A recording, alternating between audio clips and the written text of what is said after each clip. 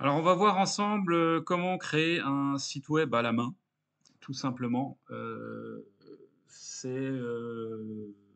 Alors je vous l'ai dit, hein, dans la vidéo introductive, c'est chronophage, mais bon, ça fonctionne toujours, hein, si vous voulez prendre le temps de découvrir aussi le code HTML, et un peu le CSS, c'est très formateur.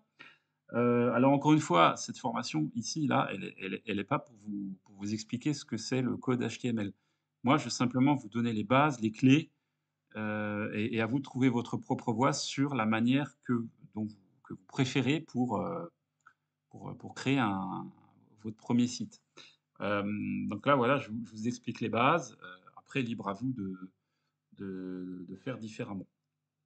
Bon, on a ici, je vous l'avais dit, sur le site W3 School, des templates disponibles. Alors, je vais vous montrer, 2 manières de travailler.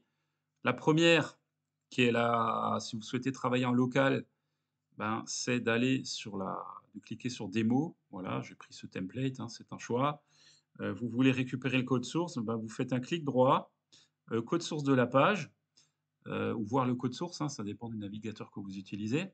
Vous faites CTRL A pour tout sélectionner, CTRL C pour copier, et puis vous allez le coller voilà, dans un outil qui vous permet d'éditer le code. Donc comme ça vous permet de travailler en local. Vous pouvez bien entendu exécuter la page et tout. Bon, pourquoi pas? C'est travailler à l'ancienne, mais encore une fois, je suis pas là pour faire de vous des développeurs, ou des créateurs de pages, HTML. Maintenant voilà, ça c'est la première option. Renseignez-vous. Moi, j'utilise HTML-Kit qui est plutôt pas mal comme outil pour faire ce genre de choses. Un petit peu ancien, mais ça fonctionne. Sublime Text marche aussi, plus moderne forcément. Version gratuite aussi qui existe pour cet outil-là, Sublime Text. Et puis voilà.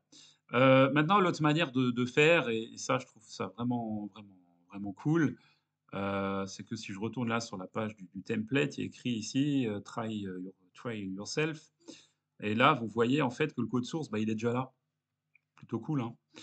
Et en dessous, vous avez l'aperçu de la page. Alors moi, ce que je fais, je clique là sur le bouton, c'est juste pour afficher le code à ma gauche et l'aperçu à ma droite, et je commence à travailler là-dedans. Donc là, vous voyez, il y a tout qui s'affiche et vous vous y retrouvez, très facilement. Donc là, vous avez même capacité à travailler donc la balise title, hein, n'oubliez pas, c'est un des fondamentaux du SEO, même si ça a plus de 20 ans, mais faites-le! Heu, J'écris n'importe quoi, ma première page HTML, voilà, donc vous renseignez en fonction de la requête que vous souhaitez travailler, hein, et pour mettre à jour, bah, vous cliquez sur Run, voilà, normalement ça le fait et ça le mettra à jour ici automatiquement. Forcément la balise title ici on ne la voit pas vu qu'on est dans un iframe. Par contre, là, vous avez capacité à tout changer. Vous pouvez mettre ici home, bah, on va mettre, accueil, vous voyez? Parce que l'aperçu, il n'est pas en temps réel. Là, vous allez mettre, je sais pas moi, ma rubrique numéro 1, ma rubrique 2, ma rubrique 3, ma rubrique 4. Enfin voilà, ça faut le travailler bien entendu. Vous cliquez sur run et vous voyez, ça le met à jour automatiquement. Donc ça, c'est plutôt cool. Puis là, vous pouvez ainsi travailler absolument l'intégralité de tout votre premier site. Vous pouvez ajouter, supprimer des blocs.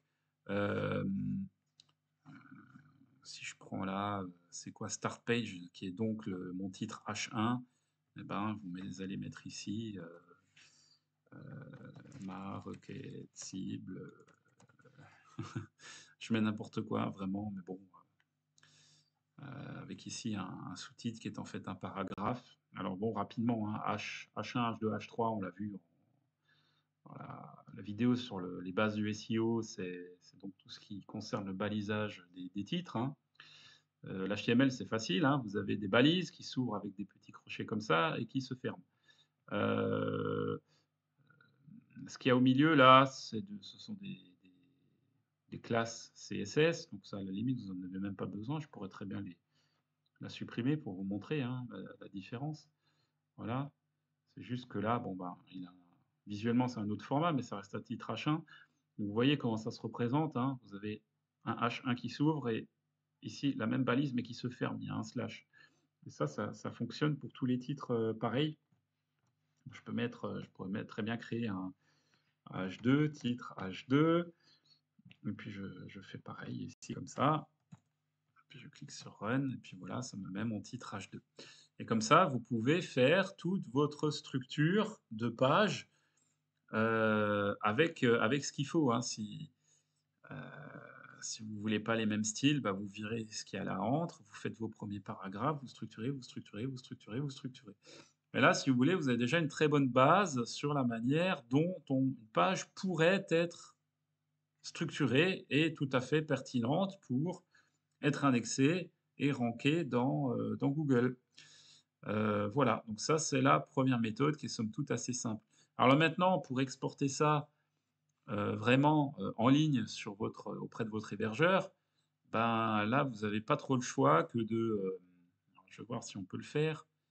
Vous pouvez sauvegarder. Là, vous avez pas trop le choix que de faire un copier-coller, et de recréer le site par derrière via un éditeur.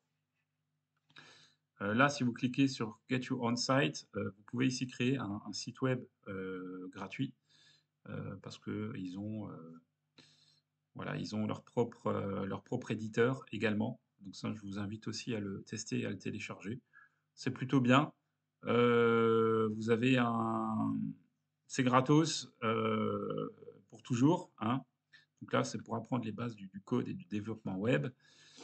Et puis après en version payante, bah, c'est pour aller plus loin, pour vous former à ça, mais on n'est pas là pour cette chose.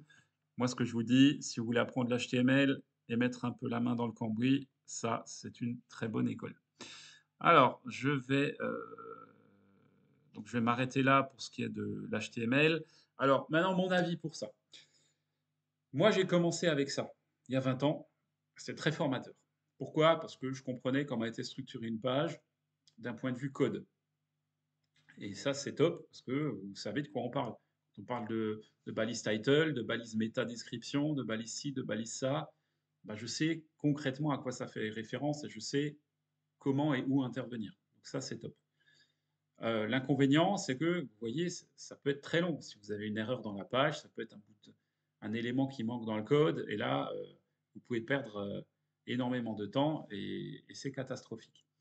Donc c'est chronophage. Pour faire du stricto sensu du SEO, c'est bien, ça fonctionne, c'est propre. Gros avantage, c'est que votre site ne sera jamais piraté parce qu'on ne pirate pas un site en HTML. On peut pirater votre hébergement à la limite, mais bon, si vous allez chez quelqu'un de fiable, il ne le sera pas. Et le gros avantage, c'est que vous allez créer des pages compréhensibles pour les moteurs de recherche, pour les algorithmes, en plus, elles auront des temps de chargement ultra rapides parce que c'est du code basique. C'est de l'HTML, un peu de CSS, éventuellement un mini JavaScript en plein milieu qui traîne. C'est pas ça qui va vous ralentir le site. C'est ultra light, ultra léger, donc on va dire que les gros avantages, c'est que ce sera super bien pris en compte par les moteurs de recherche. Ça passe crème, les temps de chargement sont rapides, ça veut dire qu'il n'y aura pas non plus vous n'aurez pas quelque part de pénalité entre guillemets par rapport à ça. Vous n'avez pas de questions à vous poser. Ça marchera aussi bien sur mobile que sur tablette, que sur une télé, que sur un écran d'ordinateur. Full compatible, il n'y a pas de problème. Vous prenez les templates de la W3 School et vous êtes peinard. Mais ça prend du temps et ça demande néanmoins aussi, j'en ai pas parlé, mais une réflexion en termes d'arborescence. Parce que là, vous avez quoi? Il y a 3-4 pages, 5 pages qui sont proposées là par défaut. J'imagine bien que votre site, ben, il sera plus gros, il sera plus conséquent. Il y aura peut-être 10, 15, 20 pages, 50 pages, 100 pages. Ça veut dire que toutes ces 100 pages, bah, il va falloir les faire à la main. Une page, vous passez même avec de l'habitude, vous pouvez passer facilement 1 heure. Donc un site de 100 pages, vous passez 100 heures dessus, ce qui est long. Le temps, voilà, c'est à vous de voir. Vous pouvez faire comme ça, il y en a qui le font encore, toujours, aujourd'hui. Maintenant, voilà.